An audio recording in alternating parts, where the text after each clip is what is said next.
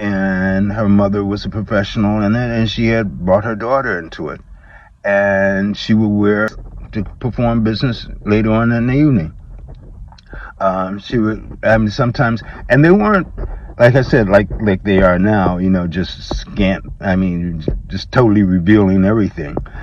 She wears things like I mean, this is high school, turtleneck dress, floor length turtleneck dress with a slit up to there, and even there. And then the following day, she would come in with maybe a V-neck dress that was V-necked all the way down to her waist, and skin tight.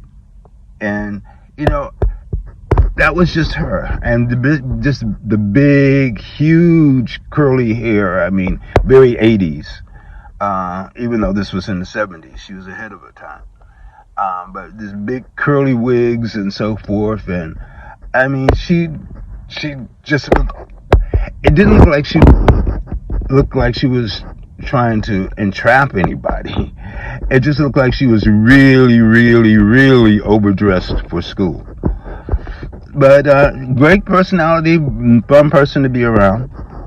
And this was just the type of the classmates that I had. I had come from a junior high school that after school you could count on at least 4 fights to deal with. It was like the entertainment, after school entertainment. You got to choose from which fight you wanted to see, because like I said, there was at least 4. But when I got to the high school, this particular high school, there were none. I remember seeing, in the 3 years that I was in high school, there was one altercation in a lunchroom once between 2 guys, and the third guy actually walked up and told them to break it up. This was not a teacher. It was not someone in authority. He just came over and told the 2 to stop, and they did.